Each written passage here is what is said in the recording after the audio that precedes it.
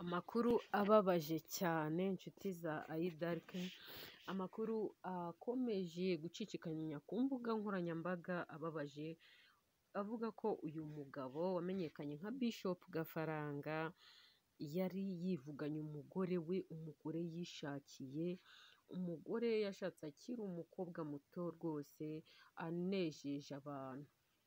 Wakwibaza ngo ibi bintu byo kwicana byaje biti? Abantu bo muri iyi minsi hari ikibazo gikomeye cy'uko abantu bo muri iyi minsi bari kwicana bikomeye cyane cyane hagati y'abashakanye, ariko wareba ugasanga ni amakimbirane aturuka ku mitungo, aho usanga bamwe batsimbatsimba abandi bagashaka gukora ibintu mu buryo bwabo, ariko ibintu biba bidakwiriye hagati mu ngo. Nyuma y'uko rero Gafaranga ashakanye n'umugore wa mbere, murabizi Gafaranga yashakanye n'uyu mukobwa mu murenge ndetse no mu rusengero rw'Imana witwa Annette Murava, uyu mukobwa witwa Annette Murava, bakaba barashakanye Bishop Gafaranga ari umudivorce, ni ukuvuga yari yarashatse urugo rwa mbere ruranga, gusa nk'uko n'abandi bose bibabaho.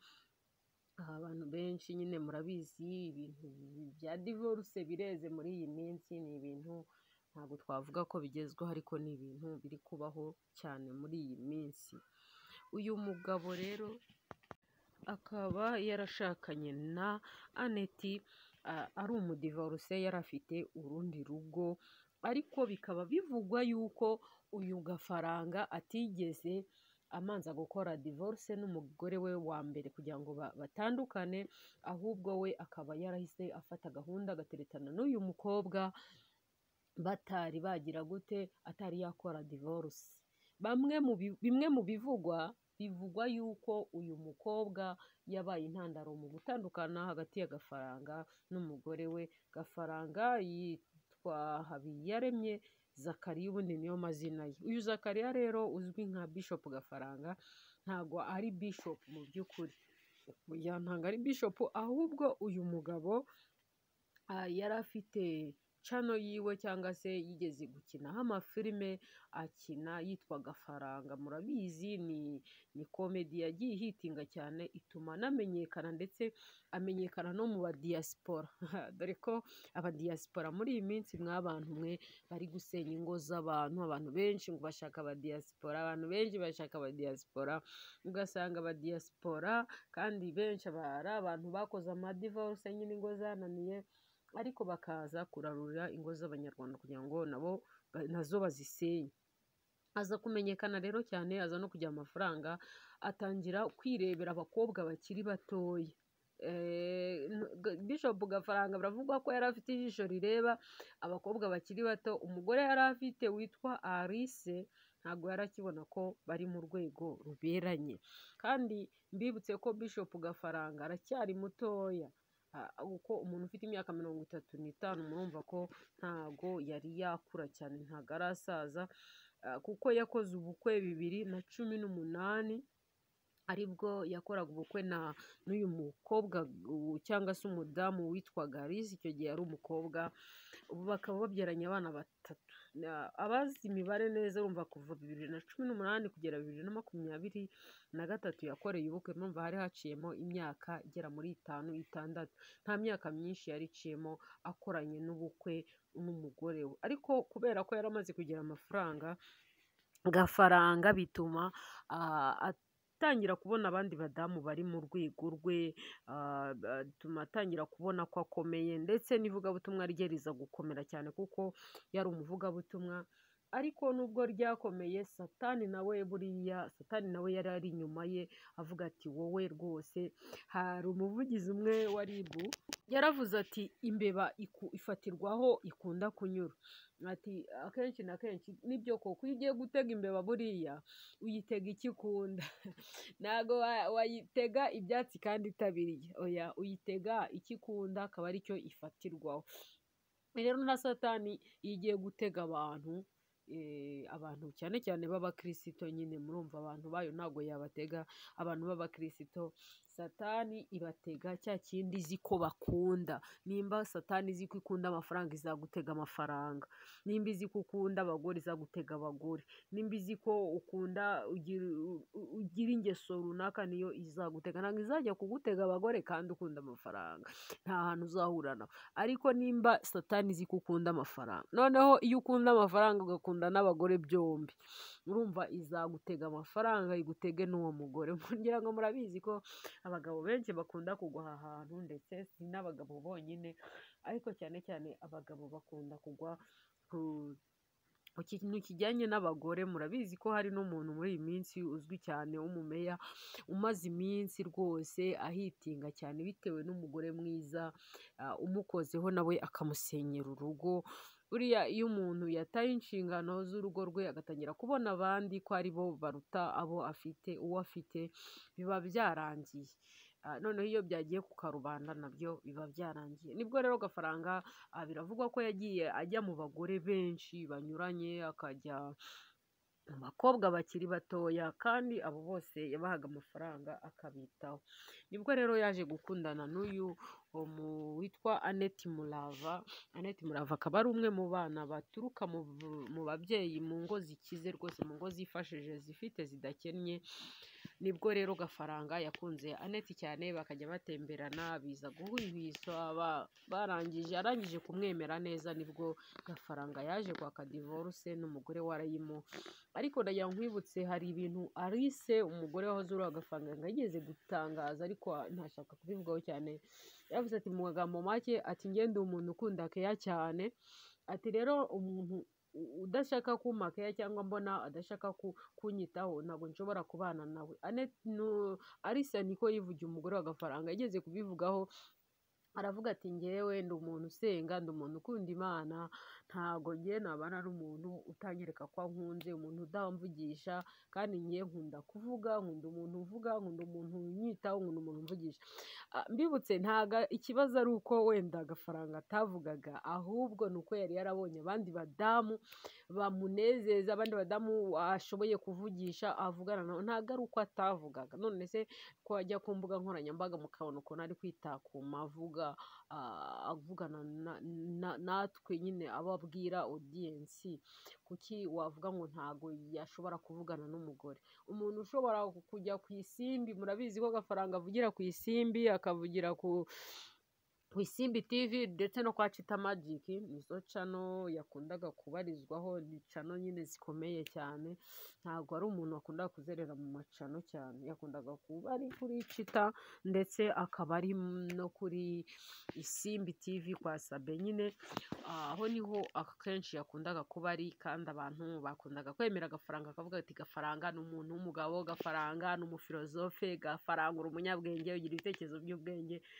Ariko utekereza umuntu ubasha kuvuga agakonvenka abantu barenze miliyoni, miliyoni yo ku Isimbi irenga, no kwa Chita ubwumva ni hafi miliyoni 3, ariko kujera umugore umwe bikamunanira. Numva ko ubwenge bushobora gukonvenka abantu barenze miliyoni, ariko bukaba budashobora gukonvenka umuntu umwe babana mu nzu. Numva ni ikibazo kiba gikomeye, ni ibintu tutavuga ko ari ibintu byoroshye. Gafaranga rero ari umuntu rwose, uyu Zakariya akaba ari umuntu wari uzwiho cyane ibintu by'ubwenge. Mu minsi yashize papa yapfuye, murabizi ko yatangaje n'amagambo yamenyekanaho cyane, avugwaho cyane, ubwo yavugaga ngo papa ngo ngaho ngo amasengesho bari kumusengera namuzure. Abantu benshi banabivugaho, baravuga ati Gafaranga warengereye kuvuga ngo amasengesho ngo namuzure, ntago abantu bari gusengera papa ngo nazuke. Aravuga ati n'umundi nta cyamuzura, kuko Imana niyo yashatse ko apfa.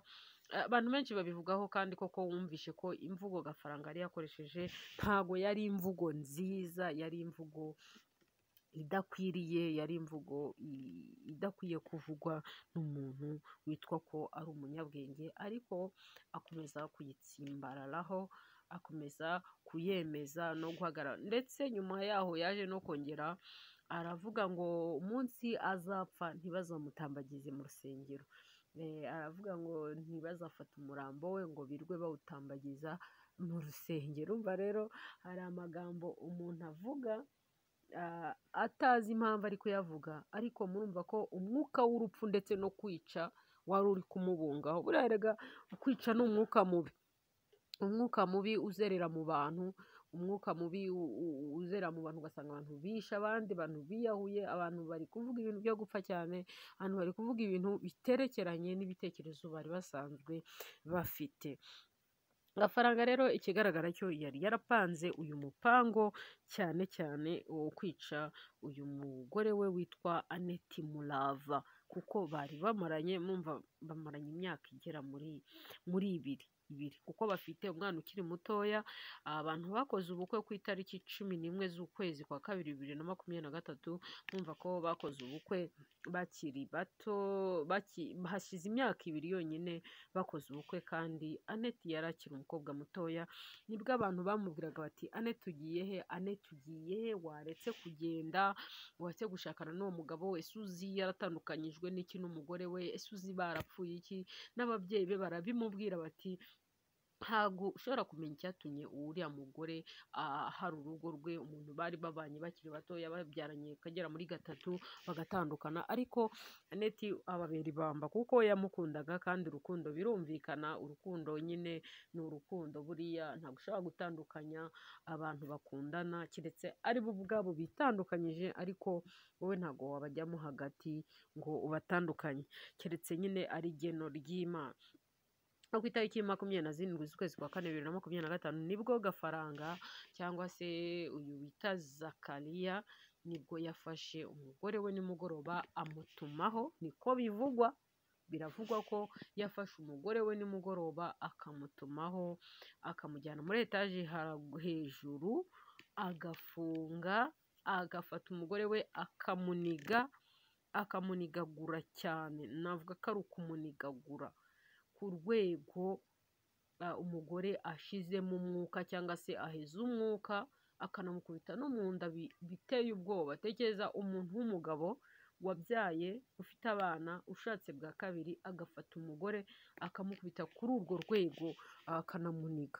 Ni ibintu bibabaje cyane byabereye hariya mu murenge wa Mayange, niho batuye mu karere ka Bugesera.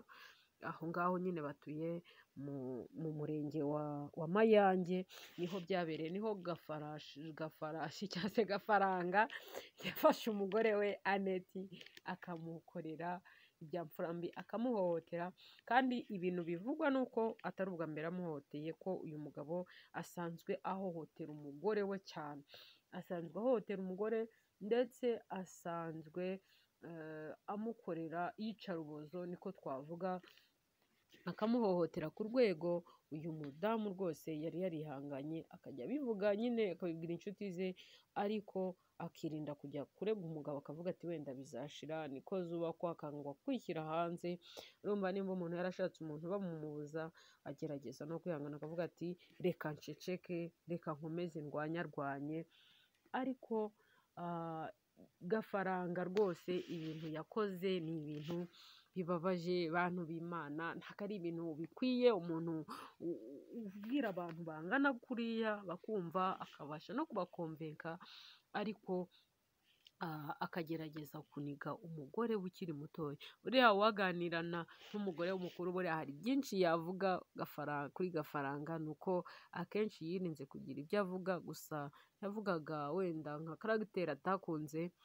Ugasanga abantu bavuga ati wowe waranananye, reka Gafaranga wacu. Abantu kubera ukuntu bakundaga Gafaranga baravuga ati reka Gafaranga wacu, turekere umuntu. Urabizi abantu benshi hari igihe bizerera mu muntu, ugasanga baramukunda ku rwego badashaka no kumva ibibakora, badashaka kumva umuntu umuvuga nabi.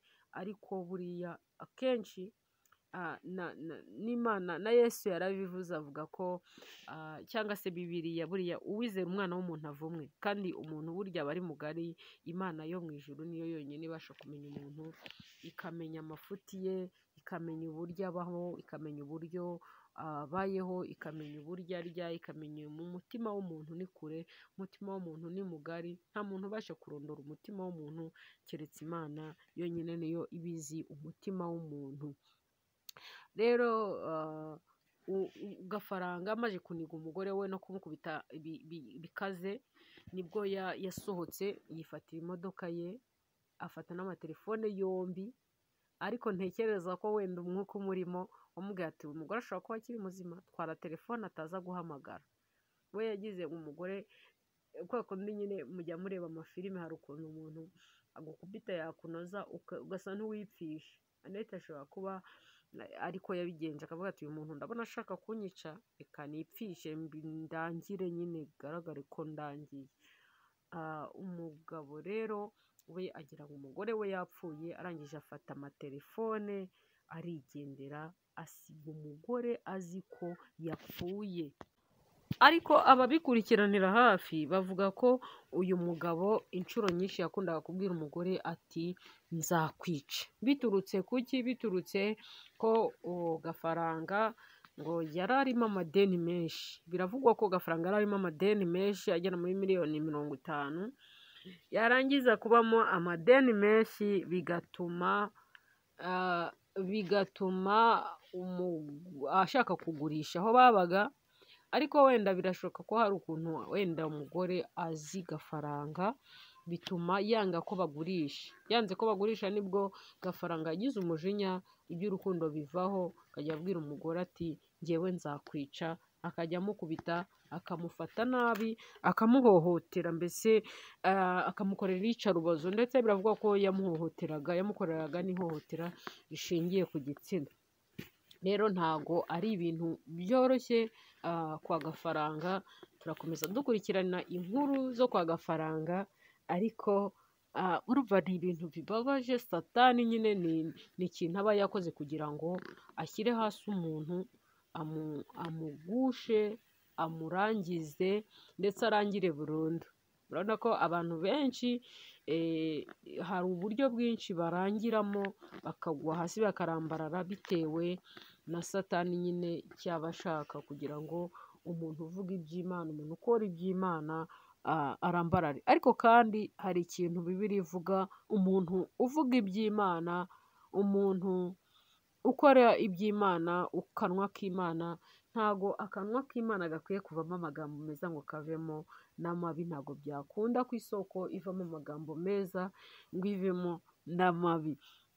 Avuga tuti nimba umuntu akorera Imana, nahindukire akore amese kamwe, kuko buriya Satani hari ukuntu avangira umuntu rwose, ugatangira wihishahisha, ariko bikagera aho Satani akakujyana, akagushyira hanze, hanze. Niyo mpamvu duhora twihana, abantu bagahora bihana basaba Imana imbabazi, kandi bakagerageza guhinduka. Kugerageza guhinduka nibyo bya mbere, kugerageza kuba icyaremwe gishya, guhinduka usa na Kristo, nicyo kintu kizima. Naho ibindi byose tuvuga ngo twe turirinda, twebwe nta bushobozi dufite bwo kwirinda ubwacu, ariko iyo uhamagaye Imana, Imana ishoboye kukurinda, Imana ishoboye kukurengera, Imana ishoboye kukugirira neza, ikaguha imbaraga za Mwuka Wera, ikaguha n'ubwenge buturuka ku Mana bwo kugenda mu kigeragezo uhuye nacyo. Hari ubundi buryo ibintu bishobora gukemuka, abantu babana mu rugo batarwanye, baticanye, badahohote.